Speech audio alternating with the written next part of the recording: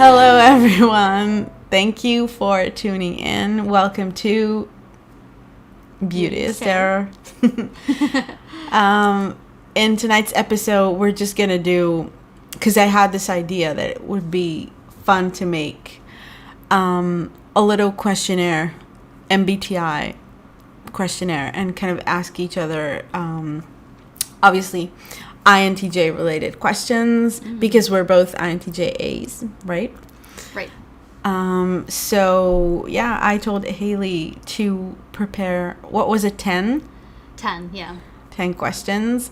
And I have my questions here. Should we just do like one, should you ask one and then I'll ask one and then we go back and forth? Yeah, that'll work.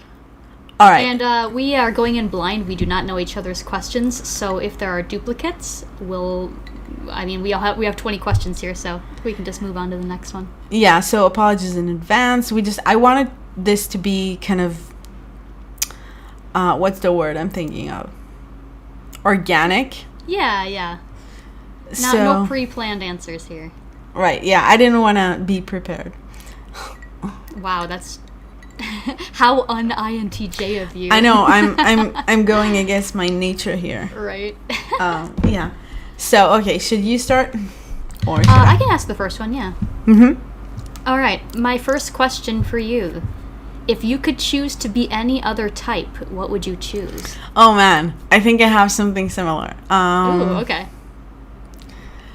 Okay, so I would probably... I don't know if I have like one specific type in mind, but I definitely think it would be interesting, not all the time, but maybe some of the time, to be a perceiver, just because I feel like being a perceiver lifts off all the pressure, right? Because they can procrastinate for hours and hours and days and months and never feel guilty for it. Mm-hmm. They will just, go down rabbit holes, and they're very curious people. They're in love with the idea of ideas and whatnot, but they're not as obsessed with schedules and getting shit done all the time. Yeah. And I think that is very, they would not feel guilty for spending, an entire evening reading about random stuff that doesn't necessarily advance them in any way, just general information. So yeah, I think that would be interesting. But definitely an XNTP. Okay, I interesting. Guess. Yeah, for sure. Yeah. I think I would choose ENTJ if I had to, just because they're so good at just getting shit done. They are very good at especially in a leadership position. They're very good at delegating. Very good at just managing people. Yeah, exactly. Yeah. They're natural born leaders. Yeah, exactly. I think that deep down, every INTJ looks up to an ENTJ because we constantly live in the future, and I feel like it can come off as a bit rash, when sometimes they do things they're quicker to execute and get to the next thing, I guess. Yeah. And I feel like for us it takes a lot more planning. We're not as eager to, kind of do it and be done with it. Yeah, exactly. So I think that as an introvert, we kind of appreciate that and look up to that. Yeah, they're very decisive people. Yeah, self-assured, and they're just... And I think it's really interesting because I keep thinking about this one. I only know one ENTJ person, and it's interesting because as an INTJ, I think that we have trust issues, right? And we are control freaks, right? Yeah. But... Exactly, and it's very hard for us to basically hand the reins to someone else. Yeah. But with ENTJs, because they are so similar to us, and they also have that sense of self-assuredness. Is that a word? Yeah. So it's for me personally, it's a bit easier because I see a lot of them in me. Mm-hmm. So it's easier for me to trust or like kind of give up control in a way, like trust them, right? Trust their word. Yeah. So yeah, I know that I really admire ENTJs. I really do. I don't personally know any as far as I know, but I would like to. They're always great characters. I think I heard that they have maybe replaced INFJ as the rarest type, at least maybe for women. I think so. Yes. I think so. And I mean, imagine It's being hard an to say. ENTJ woman. Ugh. Yeah, I mean, it's hard to say because there are so many mistyped INFJs as well. Yeah. You know. And I do feel like a lot of ESTJs are mistyped Oh, yeah. for ENTJs. Yeah. So yeah. Okay. So my question is, how did you first find out about MBTI, and what were your initial thoughts about the system? Ooh. I think I found out about it. I want to say it was shortly after high school. I don't remember where I saw it. It must have just been online somewhere. But, you know, I always, when it comes to things like that, like personality types, and getting like a deeper understanding of myself and other people, it's always something that's really interested me. So, of course, like I saw, I think I will admit I did take 16 personalities the first time. Yeah. But like I had to immediately take it. I was so curious. I've taken many tests since that, not just 16 personalities, but that was like definitely my entry point into MBTI. Which I think, I mean, obviously that's most people, when you ask them if they've taken the test and they have taken it, it's been through 16 personalities. Yeah, it's the most approachable one. Yeah, but it's also not super accurate. Yeah, that's true. You have to look more into it and kind of to kind of really understand what, like, how it works. Yeah, you need to do your own research on cognitive functions for sure. So, do you remember what you thought when you first, read your results? Were you skeptic? Did you find it relatable? No, I definitely found it relatable. Yeah. Definitely. Yeah, especially once I started looking through like personality database and seeing characters that were also typed as INTJs. I was like, Right. oh, that makes sense. Right. It's interesting because something similar happened to me. So how I first found out about it, I don't remember, but I'm pretty sure that it was something character related as well. Like, I don't remember for a fact, but it probably was something like I came across a House MD quote or, something of that sort. And then I was like, what are these weird letters? And then I started exploring. Then I realized that it was a personality type.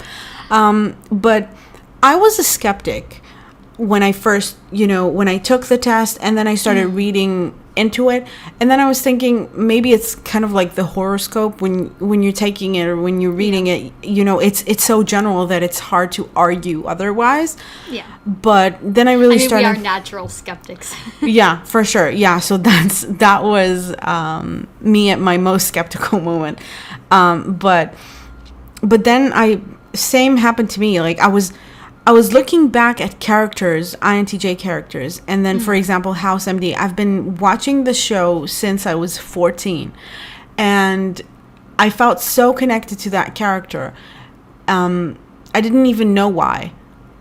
But, now looking back, it all makes sense. And it's not just House. I mean, if I can probably come up with other characters, like, for example, I always thought, even before, Wednesday came out, like the Netflix show, I was once, I went as Wednesday once, like on a Halloween, and just, it kind of, looking back, it's like breadcrumbs, it's like all these hints, and then the puzzle was made complete, and I understood that, wow, okay, this is why, and just, mostly the thing about being a thinking, judger, and being, an outsider and someone that, I don't know, like, I always thought maybe my thinking process is all backwards and like maybe something is wrong up in here. But it's not. It's just that you have to understand, like, you know, how and why this works the way that it works. Like why we operate the way that we operate. So I think it all came together when I met my friend who is also an INTJ. He's an INTJ-T. This was now maybe 5-6 years ago. And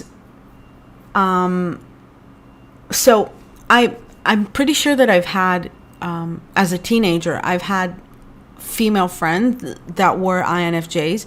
And we sort of always were attracted. It was always the type that I was attracting. And the type that I was attracted to, apparently. And there were definitely similarities there, but when I met this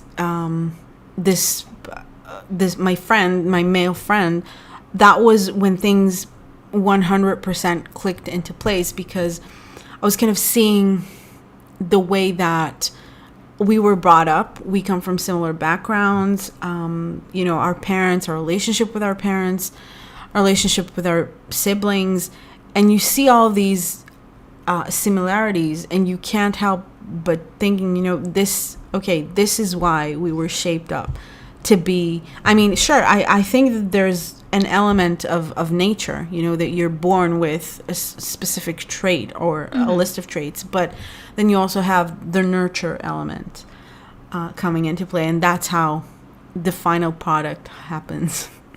Yeah. So yeah, that's for me. Next question. My next question, which types do you wish that you knew more of?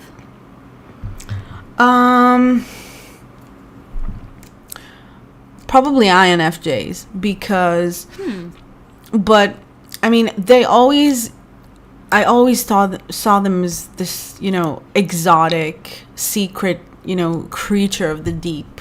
Or what, like like, how do I put this? Like, they really do have a siren's call, and I don't think that they fully understand themselves. I think that is a part of their appeal, that they're kind of messed up and, you know, internally battling with themselves. And that type of self-torture is very, very attractive for some reason.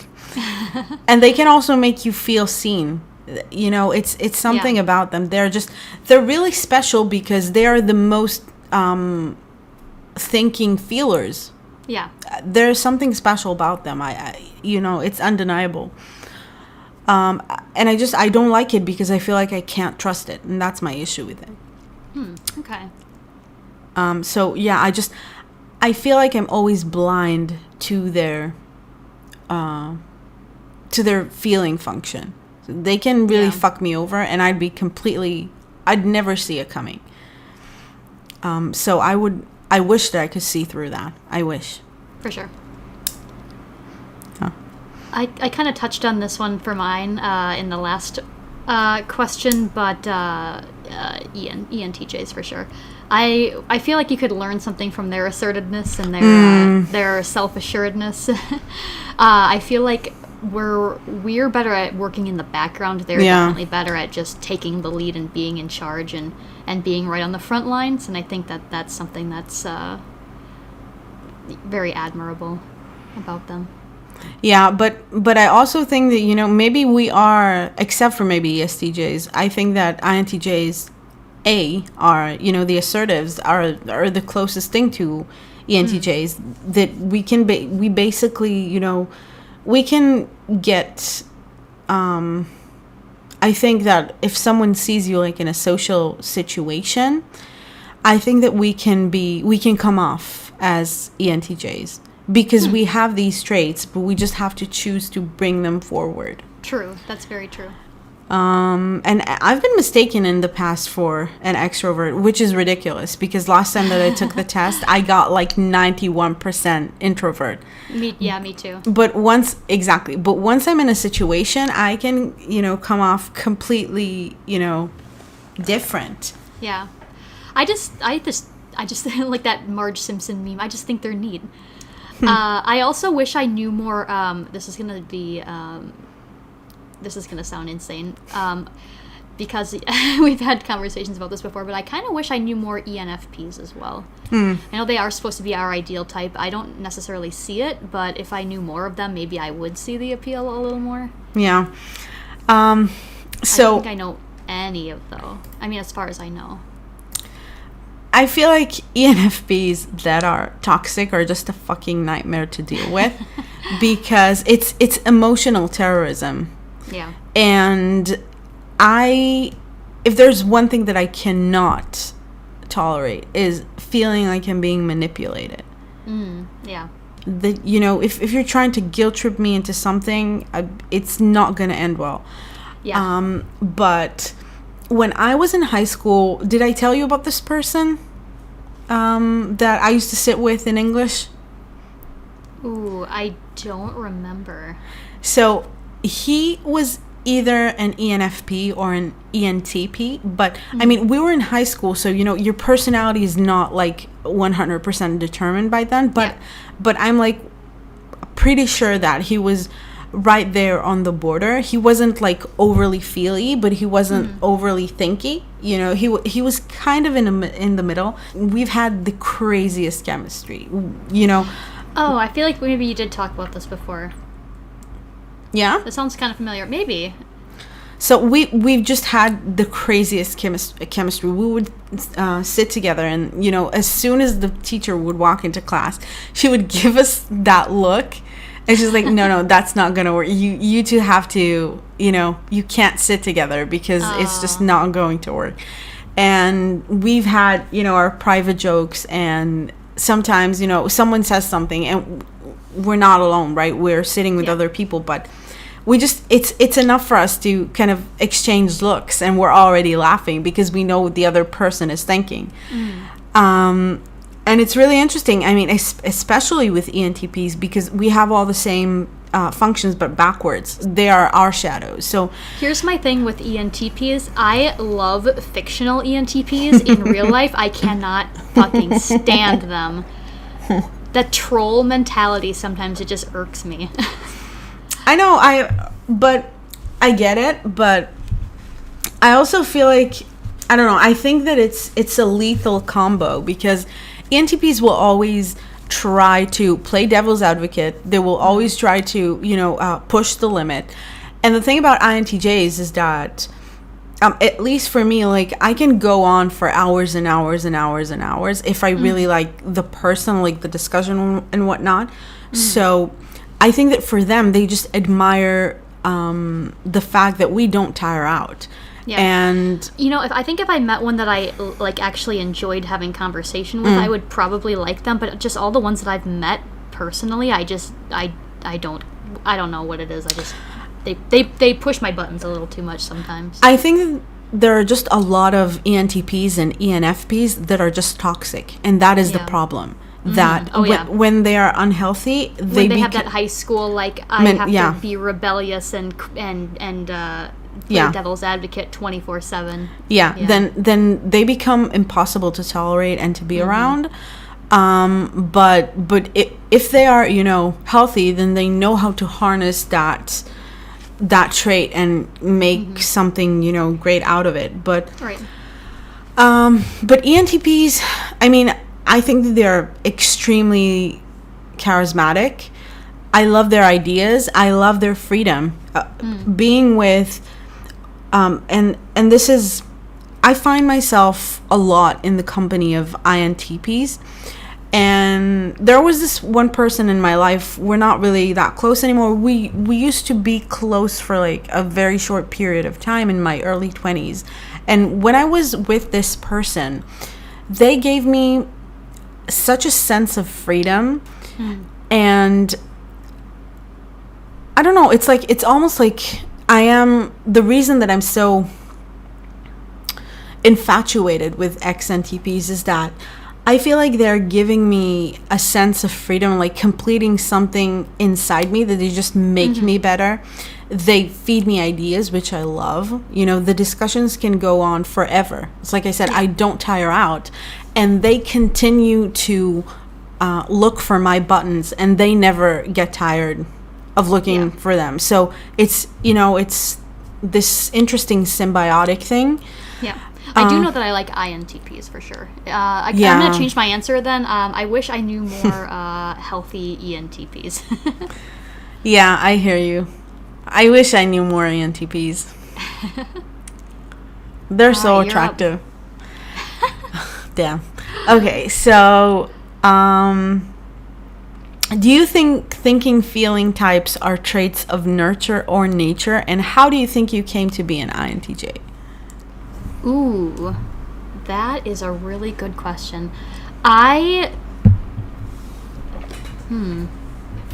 think a lot of it is how you're raised. I think that shapes a lot of your personality type. I don't necessarily know if I think that it's something you're inherently born with. I feel like you're probably like your childhood experiences for sure definitely shape what your personality type is going to be.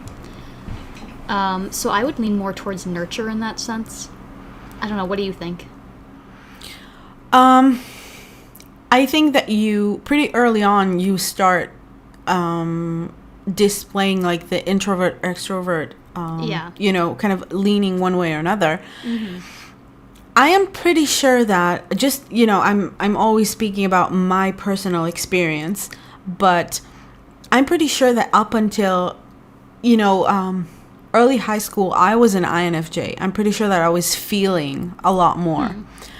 And it's just, over time, I just learned that leading with my heart is not getting me good places. And the thing is, I really truly believe that some people can be feelers and make smart choices and really harness it and be, you know, emotionally intelligent and kind of lead with that and live like that. But for me personally, it didn't prove itself. And like every time that I would go with my heart, it would turn out to be, as a young person, you know, it just turned out to be a complete disaster. And over time, it just shifted. Yeah, they do say that, was it INTJs are the most feeling thinkers and INFJs are the most thinking feelers. So I guess that does make sense. I don't know. I mean, I don't know. It's hard to say if you necessarily, like, change types, but it could be just that you maybe, I don't know, maybe developed more of your TE function. It's kind of, yeah, maybe. It's also kind of hard to tell because a lot of INTJs describe first of all, I don't know why all thinking types have a mid-crisis, what's it called? Like a mid-crisis, a midlife crisis. Right. An existential crisis. Exactly. So they have the midlife crisis at 13, 14. I don't know why it's like that, but literally every thinking person that I've met described the same, you know, thing. So it could be that, or it could be because I remember thinking 24/7, you know, overtaken by this unbearable feeling that I'm carrying the whole world on my shoulders. And, you know, I was always thinking about the world and, you know, the injustices of the world and why does it have to be this way and not, you know.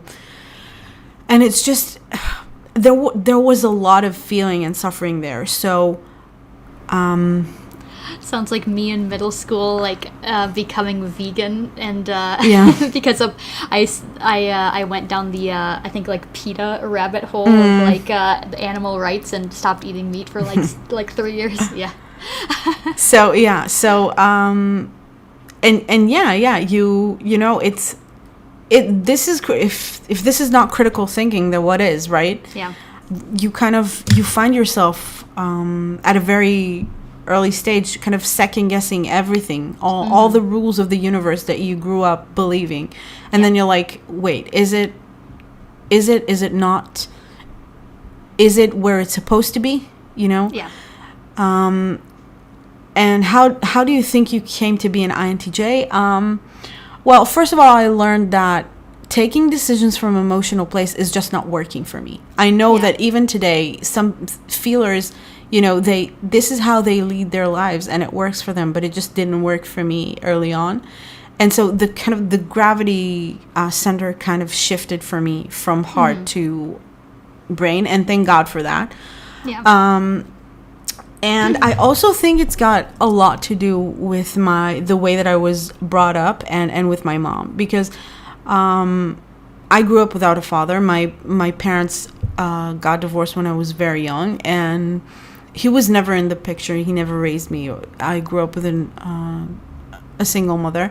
And my friend, my INTJ-T friend, he also grew up without a father. His father died when he was 12 or 13. So again, it's just that fucking period, you know, that shit really hit the fan for him.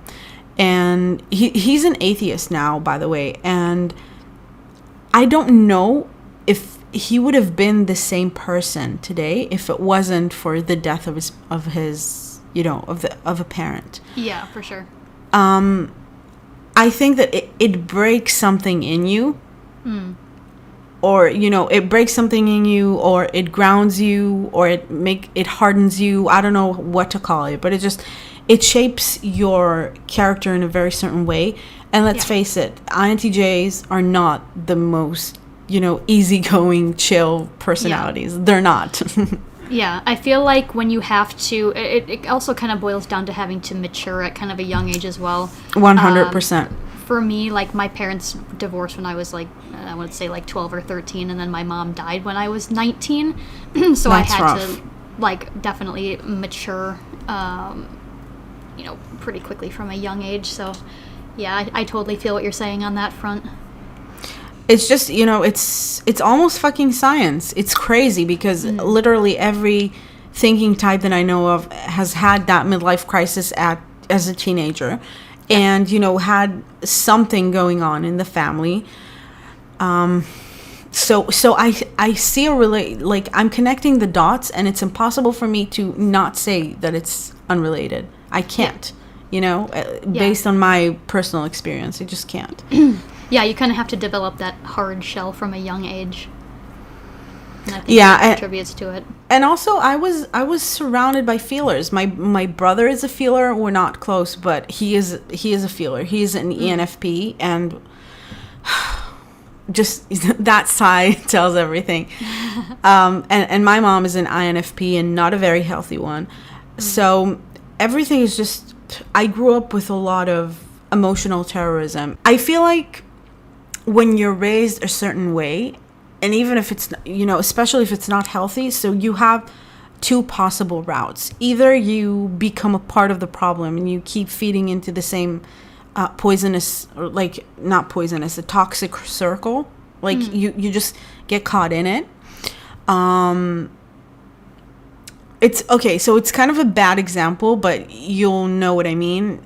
For example, when you grow up being abused, you either become an abuser or you break the circle, right? Yeah, absolutely. So I think that in a way, me turning out to be her complete, you know, opposite. So she's a perceiver, I am a judger. She's a very poor planner. You know, fly by the seat of her pants. You know, we'll wing it in, you know, when we get there. And I'm just the complete opposite of that. And I hate, you know, that sort of mentality of, you know, just not planning. Yeah. So I think that you kind of see everything that you don't want to be in a person. Yeah. But I do love my mom, you know. Just I make her sound terrible, but I do love her. I'm very curious as to what type my parents are. I feel like my mom could have been an INTJ, and my dad is definitely an extrovert, although I want to say he's probably like an ES. Really? Something. Yeah, my dad is very extroverted. he can like go somewhere like a totally new city and just start talking to a random stranger, like make friends with a random stranger on vacation. Like my father has done that before. Are you guys close? Not particularly. But like, do you talk to him regularly, or? Yeah, like maybe once a month, once every other month, something like that. And what would you say, like, what's the communication wise? Like, how do you find it easy to communicate with him? Because I find it really interesting, when INTJs meet sensors. Yeah. Right? It's a bit, I don't know, it's like small talk, basically. Like, oh, like, what's been going on? And I hate small talk, so... Yeah. I kind of, like, I don't know. It's rough, but... yeah, it's basically, like, very surface level, and then, like, okay, like, here's what's going on in my life. Yeah. Cool, talk to you later, like, That is why I just like, I love the NI thinking types. It's like there is no concept of small talk in that type of communication. Yeah. That is why, we just don't have it. Yeah. So, yeah. Okay. So whose turn is it now? Oh, I think it's my turn. This ties into my last one as well, which is which type do you think you can learn the most from? We kind of went over that in my last one, but yeah, my answer would probably be, besides ENTJs, I also kind of admire like ISFPs, just because they are very creative people. And I don't know, they're better at just taking things in, I think, around them, since they are sensing types. More present. They're more present. They're not so in their head. And they're definitely not like people who plan as hard. They're more, they're less in the future and more in the present, for sure. Yeah. I tend to agree. Like, I think it would be, I can't really think of a specific type, but I think, like, in general, sensors, it would be good to kind of take, not always, but take sometimes, a page from their book and kind of learn how to live in the moment, because we're always 5-10 years into the future, and it's you're not really living, For sure. So yeah. Okay, my turn. Yep, your turn. Okay, this is gonna be a fun one. No, actually, one before that. What is the type you're most? Okay, so I'm gonna ask I'm gonna combine the two, because it's kind of related. So the first one is, what is the type you're most attracted to, and what type would you never date? Ooh. And as an extension of that, who is your celebrity crush, and what types are they? Okay. What types I'm attracted to? INTPs and INFJs. My best friend and my boyfriend are both INFJs, and I just really like INTPs. A type that I would never date, I would say ESFPs. And I feel like there was somebody I knew, I can't remember what exactly their type was. I want to say maybe it was ESTP. That was fucking insufferable. So I'm gonna say those two. As far as a celebrity crush, I actually don't really have a celebrity crush. What? Choose at least one, because I have like 6 here. I know. I would say oh my god. You can go first and let me think about it for a second. Okay, but you have to also state why. Like, what is it about this person that you like? Yeah, you have to. Okay, so my celebrity crushes, oh my god, there's a list. Okay, so the first one I would say is Frank James. He's an INFJ, right? He's just really funny and goofy, and I feel like a lot of INFJs that I know in real life, they are like, face to face, they're not really crazy. Like, they're always kind of self-contained and try to be appropriate, or like not make fun of themselves and whatnot. So seeing him break character and playing all these different characters, and he feels very in his element in a non-INFJ way, so I really like that. my all-time celebrity crush, I should have probably started with him, is Elon Musk. He is an INTJ. I think that he is the perfect man. I remember after reading his book by Ashley Vance, I think her name is, I remember putting down the book. It took me ages to go through as well. And I was thinking, damn, I am ruined for other men. This guy is just, I have no words for him. He is an inspiration. He's just amazing. Like, honestly, I have no words to describe this person. I think that he would be the perfect, like, in my eyes. I mean, obviously, a lot of people would think that he's insufferable. He's a difficult person. You know, say what you will about him. But I think that as a partner, he would be perfect because he's the type of person that never compromises. And while you can see that as a very negative thing, to have that kind of force behind you, this guy's a fucking bulldozer, you know? He never accepts failure. He never backs down. He never gives up. And that's how you win. Doesn't matter, like, if you're currently up or down. What matters is that you keep moving. As long as you keep moving, you're winning. Another celebrity crush is Nick Robinson. Do you know who this guy is? I don't. The name sounds very familiar. He was in Love, Simon. He was playing a gay high schooler. Okay. Ooh, I just thought of one I have. Okay, sorry. All of mine are like, this is so cringe. All of mine are like K-pop idols.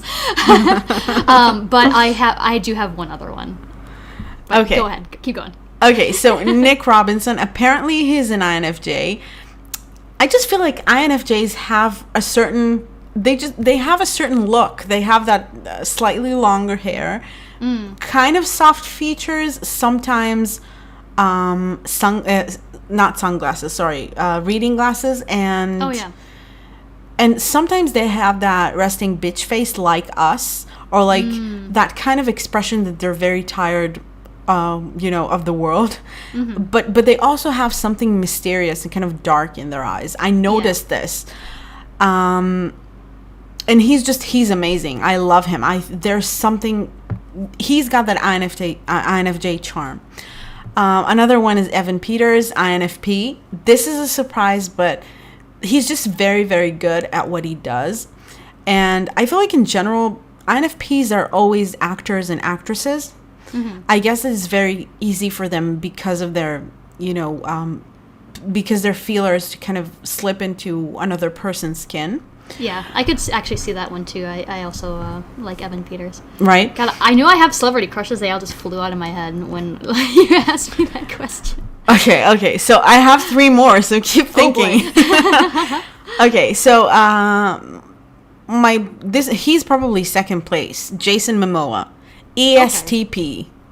Right? ESTP. I know, but I have a very good reason, and the reason is that he is my complete opposite, in a sense that this person is so in love with life, and he's so full of life, and he's just so excited about everything. He's like a Labrador puppy, and I feel like that is just my complete opposite. You know, if INTJs are a cat, then he's, you know, the complete opposite of that. We're like so unimpressed with everything and kind of chill and, I don't know, like withdrawn, I guess.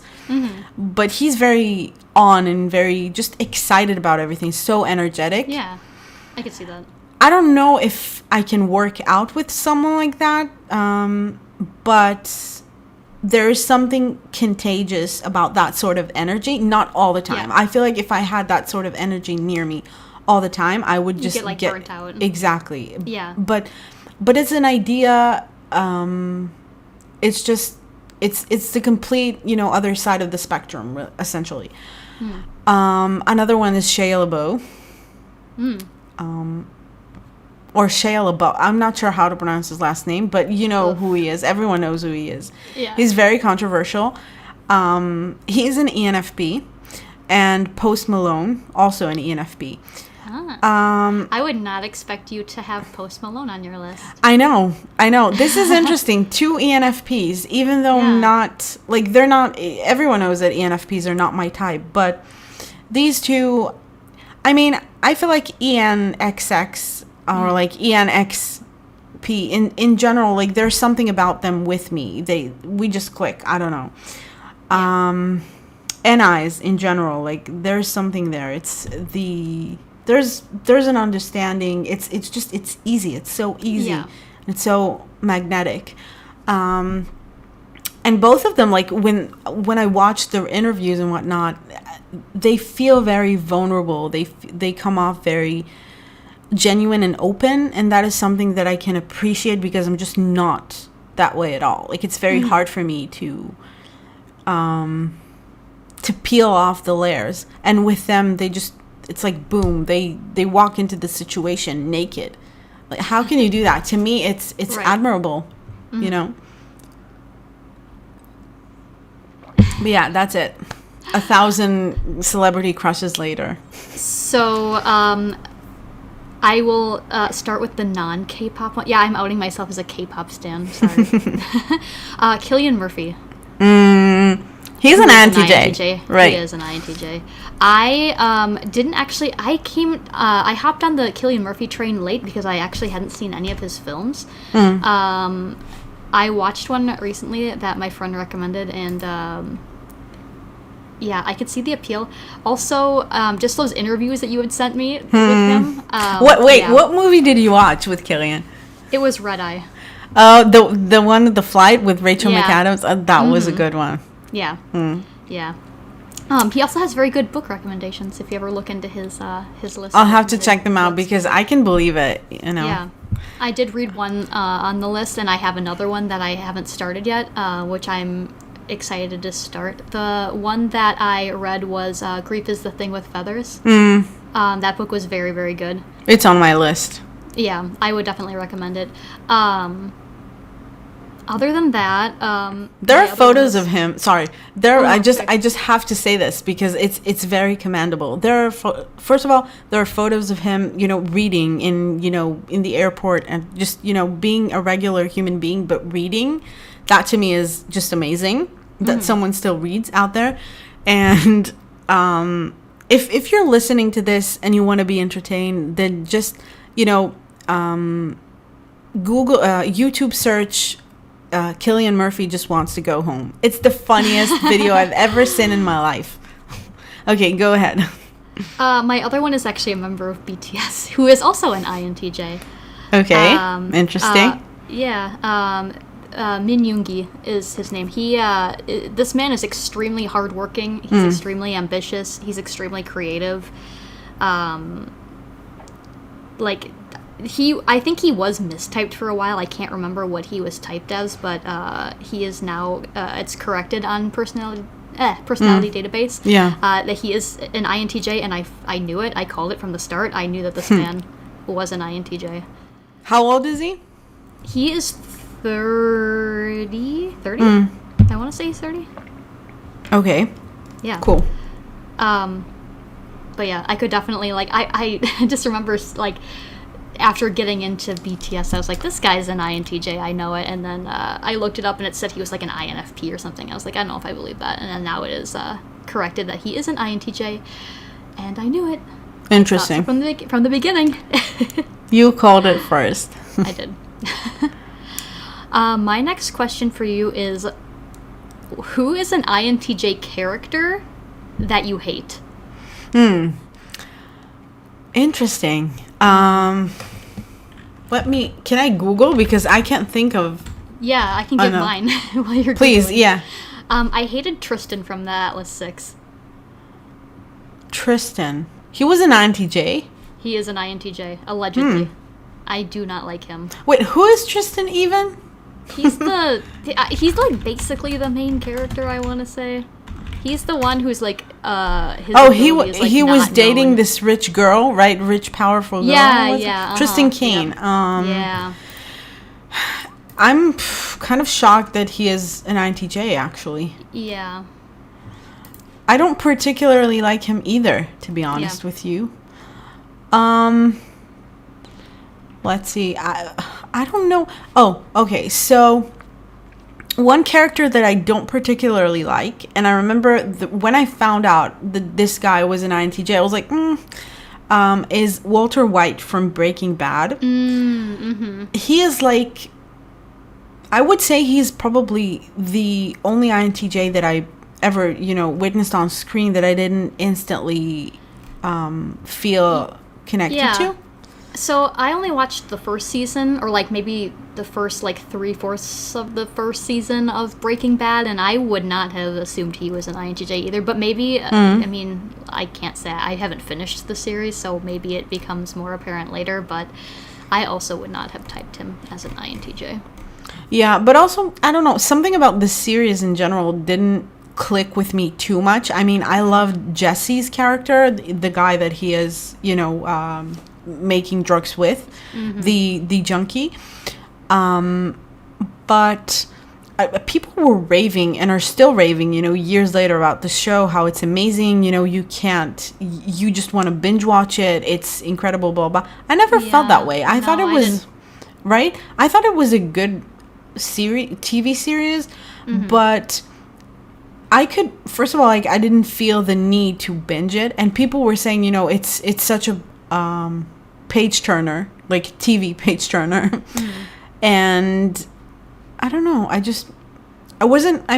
liked it, but I wasn't like super invested like people were going crazy. I mean, I know people who've seen the show multiple times, and it's not a short show either, No. You have a lot of seasons of it.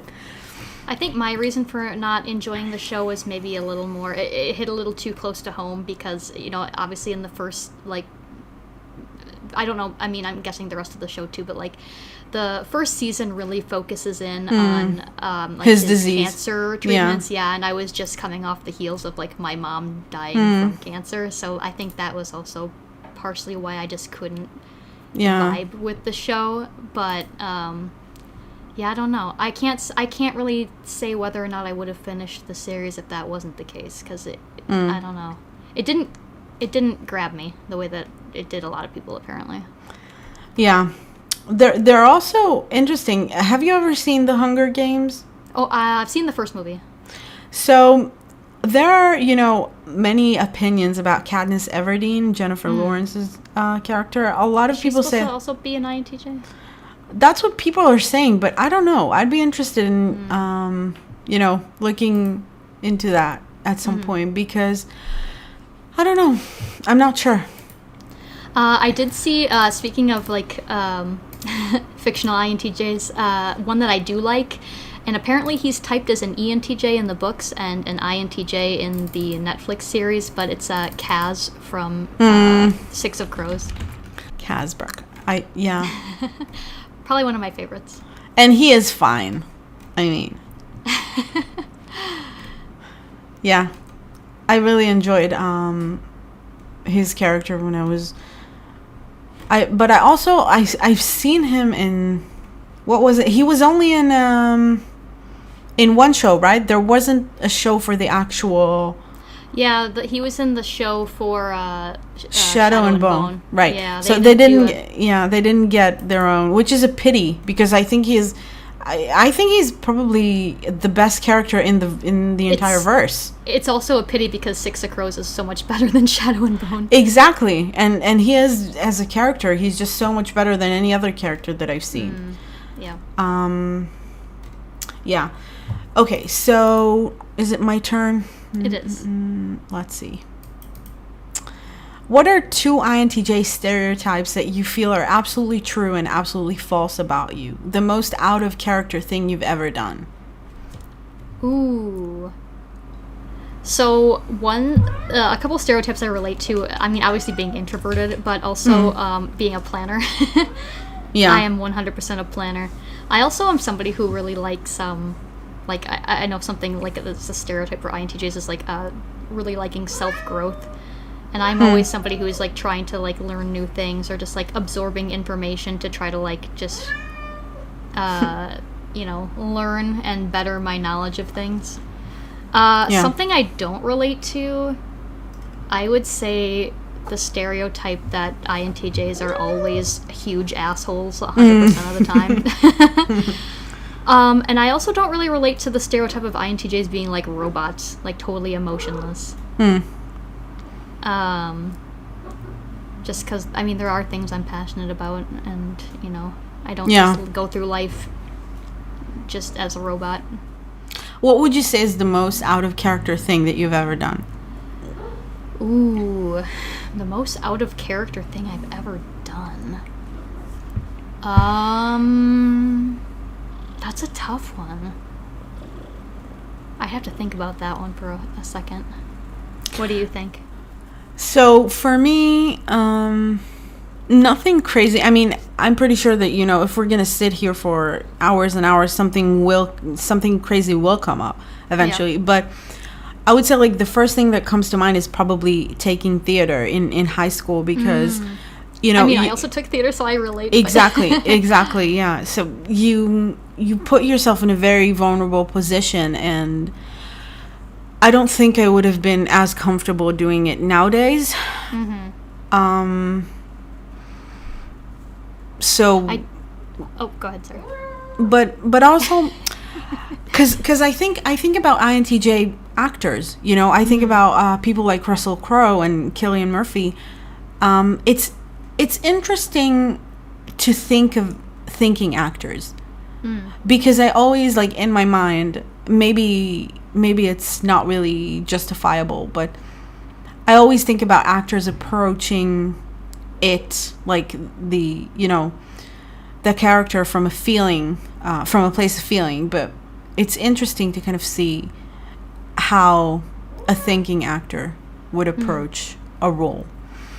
I think I actually have two things. When I first moved away from my hometown to the place I lived before I live now, it was I did move with somebody who I had only been dating for like a month.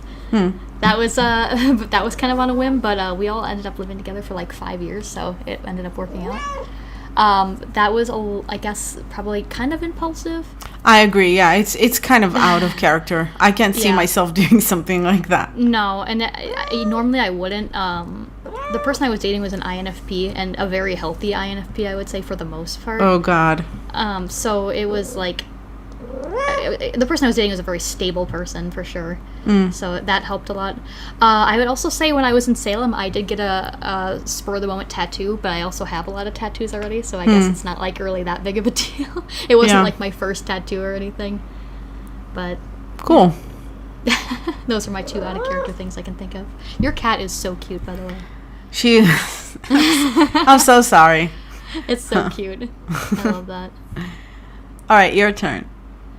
I said, okay, I think I already know the answer, but do you think that MBTI or Enneagram are more telling of a person?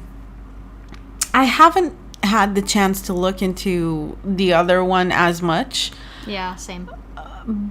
But I also, like, when because I took the test more than once, the other one, and I got 2 answers. Yeah, same. And it's annoying. One of them was 5'4", and one of them was 5'6". Okay. So, but apparently, I don't remember which one, but apparently one of them is, like, super toxic. Oh, no. So maybe you're going through an INTJ-T period at that time. maybe I just have a split personality. But I remember that pissed me off enough to, like, not want to look into it anymore. And I was like, okay, I'm the healthier one. I'm the healthy one, or the healthier one, and that's it. But I also, like, from what I've read, I didn't find it to be as coherent. There she goes.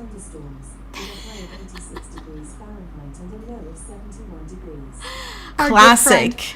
Exactly. Classic. She must go off at like it's 6:26 here right now. It's such a random time. Anyway.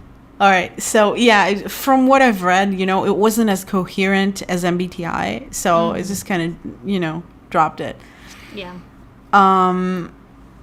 What about you? I don't know enough about it either. I would like to learn a little more about it, just out of curiosity, just to see. But yeah, I don't know. I like you said, I've also gotten multiple results for that, so it's really hard to say. It seems like Enneagram might be more like I might be wrong on this totally, but I almost feel like it goes more off of feelings than like being objective about things. Yeah. So I don't know. Yeah. Who knows? Okay, so if you had to change one function in your MBTI type, what function would it be and why? Ooh. If I had to change one function, that's a really good question. I would say, well, first of all, I would like to say that I wish I had stronger SE. Just to be more present. Yeah. Honestly, same. That was my answer. That was gonna be. Yeah, that's really all I could think of. I definitely would keep NI as like my top function. NI and TE, but I would, having a stronger SE would be great. Yeah, I want to say, like, if it's a short term thing, like if I could switch back to being me, then I would want to be an INTP for a while. But I don't think it's something that I would have been able to do long term, because it would drive me crazy. They just don't get shit done. Like, they are, their projects are constantly going unfinished. So yeah, I would, ISTJs, I feel like there's something about them that is very, I have a friend who's an ISTJ, and I find him to be very relatable. But at the same time, we don't have 100% the same struggles all the time, and he really is more present and like more bothered with the past and the way things are right now than, for example, me, who's always in the future. Like, I'm living in the future compared to him. For sure. Your turn. What do you think is the ideal career for an INTJ? Well, it has to be something with, total autonomy. Kind of on our terms, like minimal intervention from the environment. And like not a lot of human contact, because it's just it drains our social battery real quick. But also something that is kind of strategy based. They say that, INTJs are really good with coding, programming, and engineering, stuff like that, because you are creating something, and you kind of, okay, so I would put it this way: a job where you get to be the master of your own universe. See, it's funny, you're going in like more like STEM fields almost, where my answer was the opposite, kind of. Really? I was thinking more like either like in something involving philosophy or something involving like writing, because you need very like abstract thought to be good at. But yeah, I mean both make sense, I think. Yeah, I agree. I think that it also like just depends on, because while we have the ability to do both, it depends on the individual, like the way that they're leaning, really. Yeah, for sure. Yeah, so interesting.